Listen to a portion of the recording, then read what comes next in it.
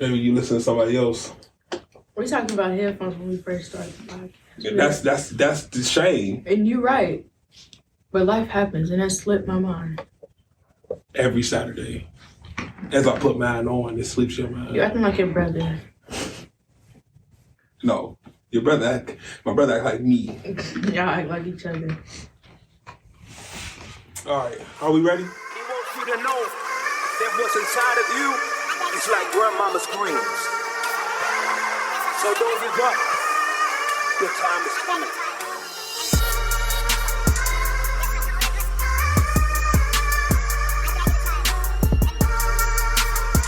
Welcome back to another episode of the Matthew 7 and 7 Project Podcast.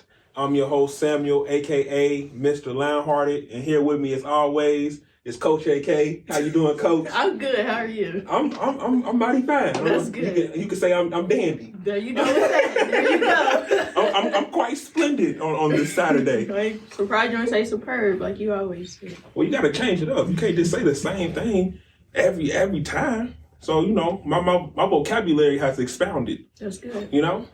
So, how was your week? What's going on? What's new in AK's life? Give me some good news. Give me some good news. It's been a lot of like good things happening in terms of just like me getting back on the ground with promoting my brand and being okay with starting off small and knowing that I got to put in a lot of work to get to to execute, to really be a part of the vision that I see in my head. And I know that God has given me. Like, it can be hard starting off. Mm-hmm. And you're like, well, even if I do this, how do I know that that's going to be the right move? But it's like, that's where the trust comes in, with knowing that you're doing what you're supposed to do and that you believe in yourself, that even those small things or even those things that you feel like aren't generating results, that's what's going to help you get to that main point. Mm-hmm. Another thing, just really finding my passions. I'm going back to school. I start school in 2 weeks. Yeah, so I'm excited about that. Congratulations. Thank you. Finishing out my bachelor's degree. Brown Mackie? You know that is not still alive. Oh, my bad. Wait, what you... Everest? Is it Everest? No. Where is that? It's called Franklin University. Yeah, so I'm doing their online program. Yeah. And I'm also working as a registered behavior technician, so I help implement treatment plans for kids who have been diagnosed with autism, and that has been like a pleasure and a joy to be able to wake up every day and knowing that even though I know I can't cure what they have, because I mean there's nothing wrong with them in terms of their diagnosis, but just I'm able to help make a difference and help them to cope with some of the thoughts and the feelings that they have. Even though I don't know everything and I can't get inside their minds, just know that I could be like a role model to them, and I'm there to like help them through their feelings and emotions. Like that helps me wake up every day and go work for somebody else. Right. Like knowing that I'm actually doing work that's making a difference. Yeah, that impactful work. Yeah. That's a blessing. It's good that you see, you know, the importance of your role, because, you know, when people don't understand, you know, what their significance is in a position, they allow themselves to take days off. And, you know, you take 1 day off and you take 2 days off, and you don't understand that you're not just letting yourself down, but you're letting down the people that God has placed in your life to be impactful for. Right. I feel like, you know, a lot of people, they have these certain fears that they let stop them from doing what God has called them to do. And I'm so happy that you said what you said, because fear is like one of those things that is an indicator that what you're doing, God has called you to do. Right. You know, He won't ever give you nothing that, you know, doesn't frighten you just a little bit. You know, that's a good indication, like, okay, God, you want me to do this. Because if it don't fear you, and God didn't tell you to do it, then you probably shouldn't be doing it. You know, a coach asked me yesterday, he said, you know, do you feel like it's possible to be fearless? He said it's in the dictionary. Webster's dictionary, they got the word fearless. So is it possible to be fearless? And, you know, I feel like it's possible to be fearless in things that don't mean nothing. You know, things that you have already conquered. But when we talking about things that God has told you to do, I don't feel like you can be fearless because you don't know what's next. Right. When God has placed you somewhere, He's telling you to do something. You don't know what's next. You don't know, what's coming around the corner. So you have that fear, but it's not that fear that stops you. It's that respectful type of fear. Like, I understand the importance of what's going on. So, I'm respectfully, fearful of what's coming next. So it's this. I feel like people let fear stop them, and it's this, it hinders not just themselves, but a lot of people around them. Because you was called to do this. Yeah. I need you here in this place. But then I also feel like there are certain levels of fear, like we all know that. But when you're called by God, or even like when you're a believer and you know that even though you're doing something that can cause fear, that can be like, God, you really want me to do this? Mm-hmm. Or how can this even be possible? That's when that fear then leads into faith. And, faith is just believing what you can't see, because you can become so like afraid or fearful of what's to come that all you can do is just activate that faith and lean on God to get you through and to help you work through that fear.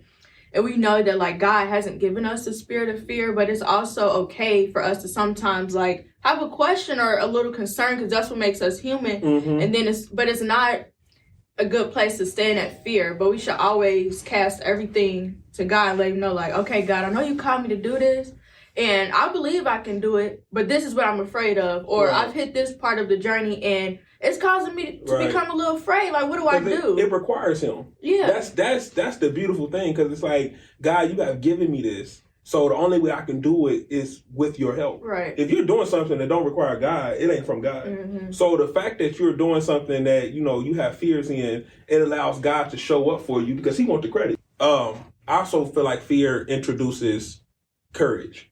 It teaches you how to use courage, and courage, teaches you how to be faithful. Because it all works together. So where there's fear, courage needs to be there to conquer that fear. Mm-hmm. And you only have courage if you have faith. Could be, you don't see what's going on. You don't know what's going to happen. You don't understand the facets and the reasons and what God has worked for you and why you met this person and why He placed you here and why you had to go over here today. But everything works together for your good. So I feel like when you're fearful, it's a chance for you to really use courage, and that's also a chance for you to be faithful and test your faith and see where you at with God. When is a time where like you had to activate that courage and that faith to conquer your fear? Because we talk a lot about what happens in life, but from a broad perspective. But like, what can you share? It's a lot of times. It's a lot of times in my life where I was very fearful of something, but I had to really lean on God, because the only way this is gonna work is with you. The number one thing I can think of right now is this podcast. Yep, I was thinking this podcast. You don't want to think it. Yeah, I was waiting for you to say it. When I first had this idea of this podcast, I'm like, nah, Sam, you can't do that. Like, you can't do that. And everything that told me I couldn't do it, slowed me down for a long time. Mm-hmm. And I really had to lean on God. And it wasn't until I really started praying and asking Him to open up the doors and to set me up in positions where, this thing that He has placed inside my mind can be birthed and into reality. And that's when He started giving me names, and He started, allowing me to meet different people, and even allowing me to go through certain things to see how He works. Mm-hmm. A lot of people don't know this, but when we first started the podcast, it was 8 of us. Yeah. It was 8 of us in the group chat, on fire for God, saying we gonna do this, and they started falling off like left and right, and it's like when all the dust settled, it was me, you, and Dom, Mm-hmm. and it was later on, a couple weeks past, when I realized that y'all always been my team. Since day one, y'all been my team. Anything I needed, anything I was doing, if I called your phone, y'all was ready to run with me. And it was a blessing and very humbling, to really watch God show me in my life who really with me. Mm-hmm. So Sam, you got this vision, you had this idea, and you brought all the people in the room. But I'm gonna tell you who I brought in the room. So you see who you brought. I'm gonna show you who I brought. And when he showed you who he brought, and everybody else fall off, it's like, okay, cool. This is from God. This can't fail.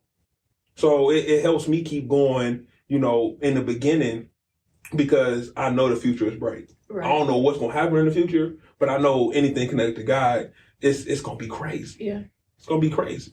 But I'm gonna go on. What about you? What about you? You ain't about to ask me no crazy question like that. Like that's how you gotta dig deep. What is a time when you was fearful and you had to really lean on God to get through and do what He called you to do?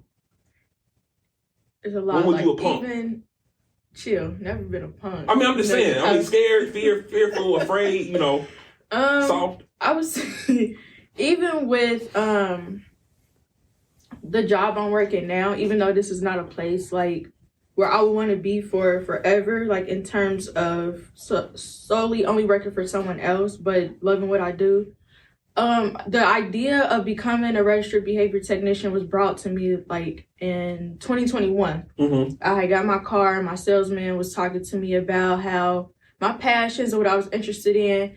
And then he mentioned like, what his son was doing.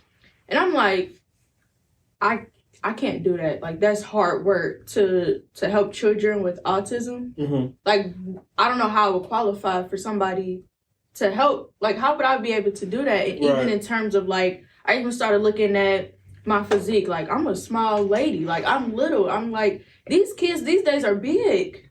Or just even in terms of like me being little, am I going to be taken seriously by the kids or even by the families? Right. Like, it was a lot of fear just like trying to stop me. And I did procrastinate like a year later. And then I finally was like, it just kept coming up. Mm-hmm. Like, it just kept happening. Couldn't run from it. Right. To the point where the company reached out to me on Indeed. And I'm like, I never did this type of work before. What are they talking about? So I'm like, you know what? I'm going to go for it. I'm going to do it. And I don't regret my decision at all. I'm glad that, it was God's planning and God's timing. Mm-hmm. Because if I had went after the career, like when it was first presented to me, mm-hmm. I probably wouldn't be as passionate about it, or I wouldn't be as like successful in the field in terms of providing the type of therapy and the type of attitude that I do have when giving the therapy to the kids, because of just like what I was going through back then. Mm-hmm. But now, like that I've matured,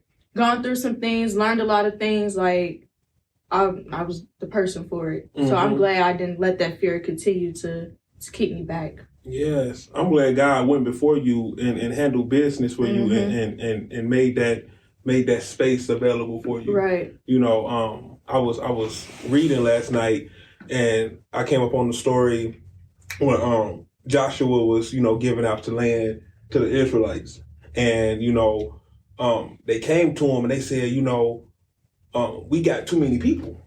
Like, why you give us this over here and we got all these people? We need more space. Mm-hmm. And Josh was like, you need to go get your space then. You need to go handle that. go walk down on them and get your space. And they start talking all crazy, like they got these these chariots and they made of iron, and it's too many of them. Like, we can't. They too strong. Mm-hmm. We can't do nothing with them. So he talked to him a little bit, and then again he said, go get your stuff. Like this you got to get them out. I think it was the Canaanites that was in their space, and it's like, you got to get them out. So God has already went before you. He has already handled what he need to handle to have you in that space. But that doesn't mean that you don't have to take territory. Just because it's yours, people gonna challenge that. Right. Like, how bad you want it. So it's beautiful that you stepped into that space, that he prepared for you and you conquering it. It's so much stuff that you're getting from where you are, how you dealing with people, the patience that it requires, that's not easy. Mm-hmm. That's not easy at all. But after a long day of dealing with those kids and being patient with them and loving on them and, not letting what they say affect you, it helps you deal with grown people. And, when you're dealing with grown people and you're trying to, help them see God and you're trying to show them a different way, that patience, it's the same practice, it's just a different person. Mm-hmm. So I'm glad that you're in that space because it's making you a better disciple. It's making you, a better soldier in the army of God. Yeah. So that's what's up. Thank you. I love it. But we're not gonna let fear stop us from doing what God called us to do. Fear can, have us feeling unsettled and insecure. It can have us, questioning our self-worth. And, that's all tricks of the enemy. Mm-hmm. Because you're more than what's in your mind. You're more than what you think of yourself. Even if you think highly of yourself, God said you're more. So know that those low thoughts don't mean nothing. They just things that are designed to put you in a spot where you're in the dark and nobody sees you and you can't be impactful and you can't change lives and you can't be used. Don't be shut off in the dark. I think fear can be a beautiful thing if it's used the right way. Yeah. I think people, they got this, it's two definitions to fear. Or I should say two perspectives. Yeah. You have the fear that keeps you away from something, that you're running away from something, but then you have that reverence type of fear. That I understand the importance type of fear. And, we got to understand what we are, casting out and praying about. Because, people say things like, fear is nothing but an evil spirit. And, the fear that keeps you away from where God is, heck yeah. But the fear that helps you understand who God is, nah. Yeah. So it's different levels to this thing that they call fear. And another perspective on like fear, like coming just more so from like a mind perspective, and even if we take out, mixing fear and letting faith take over our fear and all of that, it's our mind's job to protect us. And the only way that our mind can protect us is to bring off an alert of fear, like, oh no, I can't do that. Or if I do this, this may happen. Just like in terms of relationships, you may get to a point where you reach a certain part of the relationship and you get fearful because your mind is protecting you and you're like, I don't want to get hurt. So the only way that I can protect the being that I'm a part of, the mind saying this, the only way that I can protect our mind is I'm going to make a fear alert go off in her head and tell her to run away from this. And if you look at fear in terms of, and that's how I had to start looking at it, my mind is there to protect me, but to a certain point, I gotta get stronger than my mind and let my mind know, like, okay, I'm glad you here to tell me and you here to try to send off these signals and these warnings or whatever, but it's nothing to be afraid of. So if you not be an enemy of your fear, but pair with your fear and just let yourself know, like, all right, I'm cool. I'm glad you're thinking. I'm glad, you got some sense up there, but we don't have to be afraid of nothing. Right. Let's just try it out. Right. Yeah. That's good. Yeah, that's just something I tell myself. Yeah. I like the little fear alert because you definitely hear like sirens in your head, and it's all about how you respond. It makes you evaluate what, in fact, you're responding to, because a lot of people not here yet. But when you get to this place where you can sense the fear and then evaluate what you actually scared of, right? Because people say fear is the false evidence appearing real. So, when you feel that fear, now it's time for you to think about what's the evidence? Yeah. Like what is this that I'm saying I'm scared of? Because sometimes when you really weed it out, it's like, oh man, like I shouldn't be scared of that. You talk to people and they say like they fear success. I don't want to be successful. And it ain't the success that they scared of, it's what comes with the success. Yeah. So you got people that's living these mediocre lives and they not challenging themselves. They don't want to move up because they scared of what comes with the success. Or even becoming successful and then all of that, being taken away from you. Yeah. Or you losing the success. Yeah. And then that's going to bring in shame and embarrassment. Like, we just go down this rabbit hole of things within our minds. But if we, like I said, pair it with your fear, become buds with your fear, you're going to be good. Yeah. But it does take practice. Yeah. And understanding, again, when you, becoming buds with your fear, understand that, the type of fear. I don't want people to listen to this and get confused because, again, there's two types of fear, and we cannot, let the afraid type of fear stop us from the respect type of fear. Because at the end of the day, we don't have the spirit of fear. Right. And that's when the Bible says we don't have the spirit of fear, it is talking about that fear that paralyzes you. That's not in us. Right. We don't have to accept that and to move in that. We don't have to do that. So, that's, God will bring you out of that. And I think the story funny every time I read it, but I think it was Isaac and Rebecca, and he was going into this different space, and I think it was the king of the Philistines, and he was saying, hey, you my wife, but when we up in here, you let them know that you my sister. Oh yeah. Because you gon' he see how you look. You a 10, baby. He see how you look. He gonna kill me and take you for himself. So he had this whole lie mixed up where he called his wife his sister, all out of fear.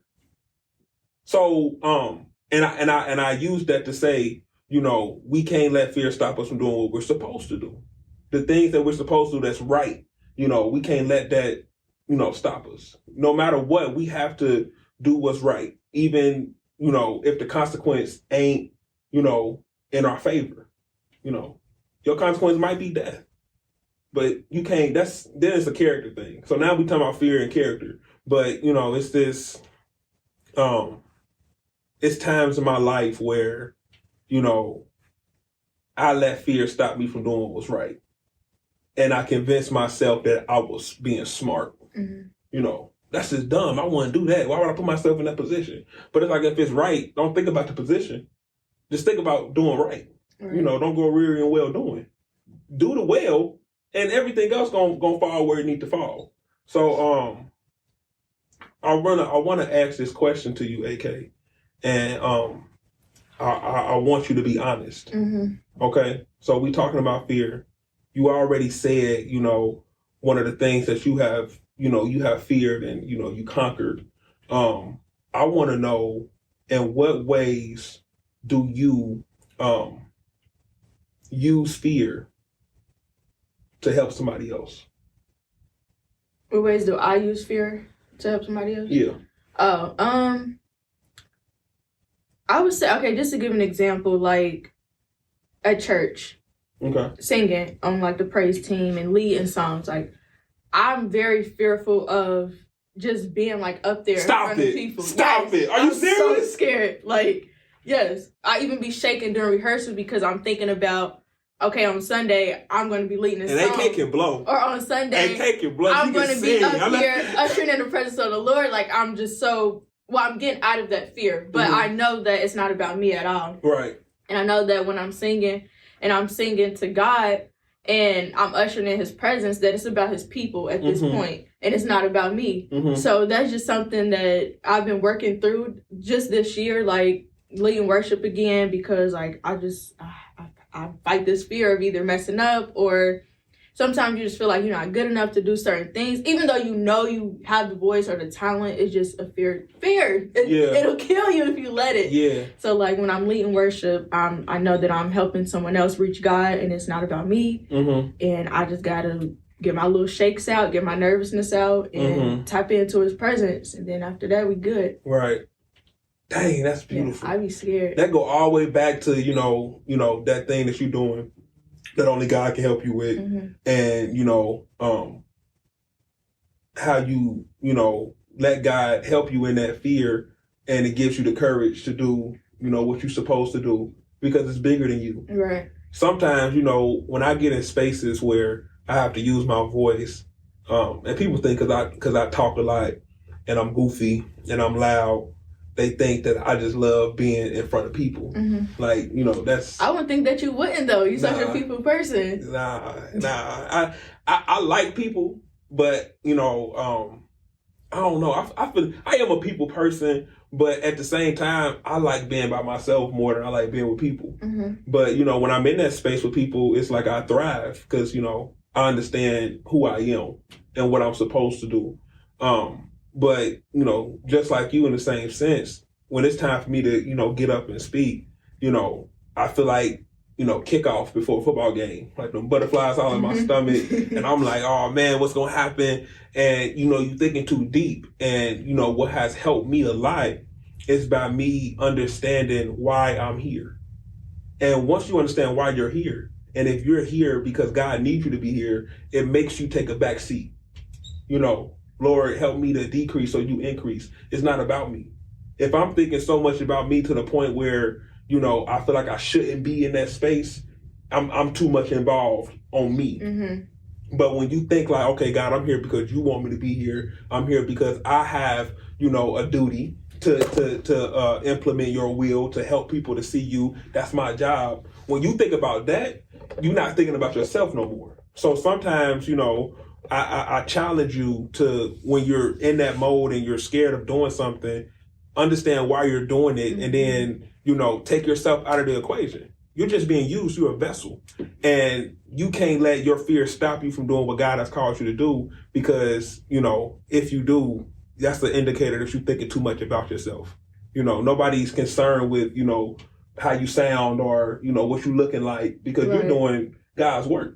That's my understanding. Yeah. If you focused on me that much, then you ain't in the right space. It's like what you here for? Yeah. So but that's a whole different story. Oh man, fun fact. Did you know that fear not shows up in the Bible 365 times? I didn't know that. But he do tell us a lot to fear not. Did you know? Now get this. Did you know this? Did you know this? It's 365 days in a year. Every day we should fear not. Hey, every day. Every single day. We have no reason. I gotta take that with me every day now. Now, did you learn that it was 365 days in a year, or did you learn that it was in the Bible 365 times? In the Bible, 365 times. But you knew it was 365 days in a year. Yeah, I knew that. Okay, cool. I mean, I knew you knew it. Okay. Yeah. That's strike 2 for you. Strike 2? What was strike 1? You already know what strike 1 was. The pillow? Yes. Hey, it's okay. Hey, I'm glad that you love yourself in such a way. You are who you are. Yeah. Yeah. Okay, Sam. But it's also, good things about fear. Psalms 2:11 tells us to serve the Lord with reverent fear and rejoice with trembling. So, and that's just telling us that, God is great and mighty, and he holds all the power in his hands. Mm-hmm. So, the power of life and death, we must have a healthy, reverent fear of him. And, that keeps us, that keeps our perspective about where we need to be in our relationship with him. It's like that person you got in your life, like that parent, or that coach or that mentor, that healthy, like, fear, that respect. Like, I don't want to do anything that displease you. I don't want you to be looking at me in a different way. I want to move correctly because, of the respect I have for you. Mm-hmm. So when we say we representatives of Christ, we have to be mindful of how we move and the things that we say and, the places we go, because we understand who we are and who we represent. And it keeps us in that place. I feel like, we got people that don't believe in God or do believe in God, but they feel like they got way more authority than they have. And when I say way more authority, I mean when it gets to the point where you're challenging God. That's you got a misunderstanding of who God is. Or you're not consulting God with their decisions. Right, but they not consulting God because they got a misunderstanding of authority. Mm-hmm. So God, whatever I'm doing, I'm gonna make sure it come back to you. I'm gonna make sure I give you the glory. Even the things that you told me not to do, I'm gonna do them anyway. But hey, if it worked out, it was you. And that's way like that thinking is is so wrong because we find ourselves in positions where God pulls us out and then we say that God put us there. You know, God put me in this position and he had to teach me this and he pulled me out. And it's like, no, you went there and he didn't tell you to go there and he saved you because of, you know, his grace and his mercy. Right. But, you know, that doesn't mean you were supposed to be there in the first place. I feel like we would avoid a lot of heartache and struggle if we just, you know, like you said, consult God in our decisions. It's a lot of things we know we shouldn't be doing, but our flesh says good. Right. You know, it's a lot of things that we know we shouldn't be participating in, the places we shouldn't go, but we try to find some kind of loophole to make us okay in that space. Yeah. You know, and we ain't gonna do that. But I do want to say something in terms of like not consulting God and how you even said how sometimes we say God put us here and it's because, you know, we justify certain decisions that we wanted to make on our own, but then even coming from a different perspective, we tend to, as people and even as believers, leave God out of the loophole in certain things because we feel like, oh, I shouldn't be doing this because I know God, so I shouldn't even talk to him about it. Or I shouldn't feel like this because I am filled with this Holy Spirit, so I shouldn't even bring it to God. And then we're just causing ourselves to be in that box or in that place longer than we have to be. When if we were in true relationship with him and we took the time to know that he wants to hear everything that's going on in our lives, there's not just one thing he wants to talk to us about. There's not just one area where he can show himself.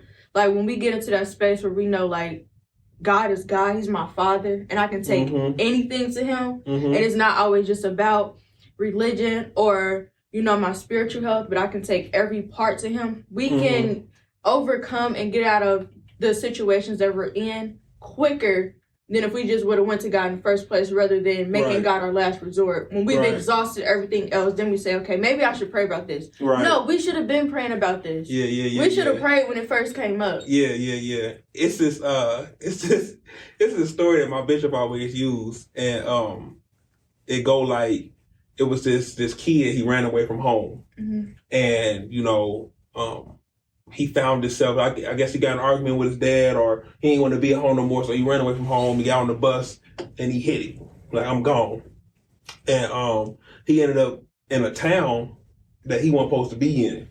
You know, a very scary part of the world. There you go. And he didn't know where he was at. He got off the bus, and he was terrified. And, you know, he got a hold of a phone, and he called his dad. And, you know, his dad's worried about him. Where you at? So he called him, hey, Dad, you know, I'm sorry. I left home, and where you at, son? And I shouldn't have never left, and where you at, son? But I'm sorry. I should have listened, and I should have stayed. But where you at? And God is that father for us. He just, where you at? I'm coming to you. And, you know, like you just said, we are in these positions where we are so full of fear and shame that we don't go to our father. We don't even call his name. Because I shouldn't have did it. I shouldn't even went over here. I'm like, I got to get myself out of this one. And then when I get myself out of it, I'm a walk up to him and I'm going to come back. Right. And it's like, sometimes you can't get yourself out of it. And we got to, like, you know, hey, put down that pride. Call your father. Let him come get you. And make better decisions moving ahead. Right. You know, my daily prayer is that I become a better decision maker. I want to be a great decision maker because everything that we do are tied to our decisions. And I don't want to, you know, waste time, you know, doing things and being in areas that I shouldn't be in because of decisions. You know, every decision matters from the smallest to the biggest. And I want to be a great decision maker because it's vital to my walk. It's vital to my life. And even the great decision of understanding I messed up. Father, save me. Right. So, fear is the number one enemy against our life and our destiny if we let it. So, don't let it. Don't let it. That's what I got, man. That was good. Yeah. That was real good. It was good. I also got a list of scriptures for people when you want to overcome fear and you're trying to find the strength to go on. I need you to remember these scriptures. I have written it down for you because I was thinking about you. Psalms 46, 1 and 2, John 14 and 27, Deuteronomy 31 and 6, Ephesians 1 and 3, Revelation 22 and 5, Philippians 4, 6 through 7, 2 Timothy 1 and 7, Genesis 26 and 7, and Joshua 17 and 16. And I'm going to have these listed below for you. But these are scriptures that would help you find strength and to remember you're not by yourself and fear doesn't have to paralyze you. But yeah, I'm out of here. Me too. I appreciate y'all for tuning in. Peace. Bye, y'all. That was a good episode. I want you to know that what's inside of you is like grandmama's greens. So don't give up. Your time is coming.